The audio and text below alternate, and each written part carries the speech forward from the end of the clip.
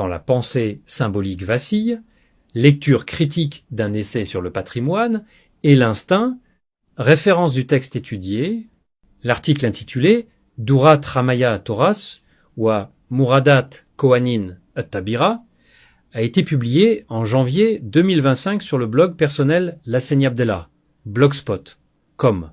Ce texte, rédigé sous forme de réflexion libre, explore la tension entre les impératifs biologiques de survie et l'élan, symbolique propre à la culture, à travers le prisme de la question patrimoniale. Il s'agit ici d'en proposer une lecture critique, en soulignant ses apports conceptuels et ses limites. Introduction au propos.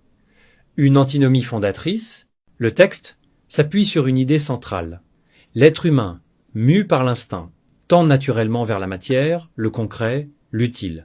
Ce n'est que dans certaines conditions historiques, notamment la stabilité et le confort, que naît la capacité d'appréhender l'abstrait, le symbole, l'esthétique. Or, la sauvegarde du patrimoine appartient à ce registre symbolique supérieur. Elle devient donc, dans un monde soumis aux lois de la peur, de l'efficacité et de la simplification, un acte à contre-courant. Une construction dialectique claire et structurée, l'auteur organise son argumentation autour d'un axe comparatif. Le développement cognitif de l'enfant, avant 8 ans, il ne conçoit pas l'abstraction, sert de métaphore pour les sociétés en phase de survie. À l'inverse, la sédentarité primitive, exemple d'Itao Galt, marque l'émergence de la pensée symbolique, art, rite, couleurs, bijoux, dès 15-0 ans. L'auteur illustre ensuite, à travers les domaines de la poésie, de la peinture et des religions, comment les logiques matérielles finissent par écraser les intentions symboliques dès qu'elles deviennent collectives ou institutionnelles. Le parcours intellectuel suit ainsi un fil logique jusqu'à une conclusion imagée et personnelle, allumer une bougie dans les ténèbres, non pour dissiper la nuit, mais pour en signifier la résistance. Apport du texte. Un repositionnement anthropologique du patrimoine. Le texte dépasse la vision administrative ou muséale de la conservation.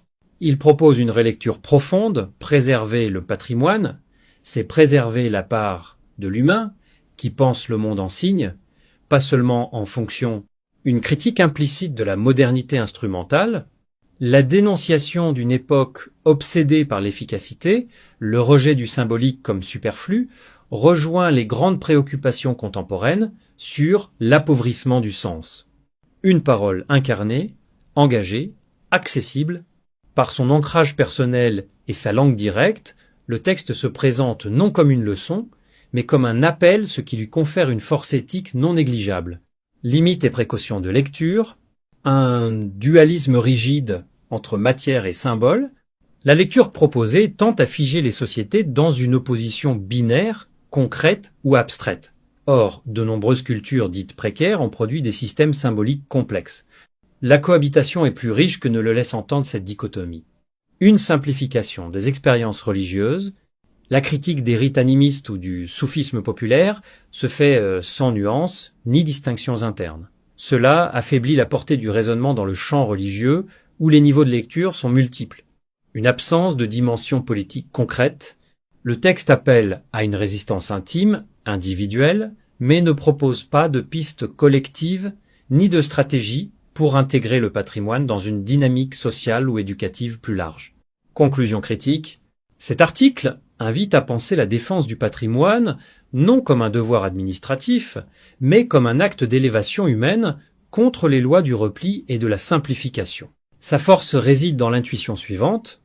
Chaque fois que nous sacrifions l'abstraction, le symbole, la gratuité du sens à la logique de la peur ou de l'utilité, nous perdons une part de notre humanité. Reste à savoir comment élargir cette bougie solitaire à une lumière partagée.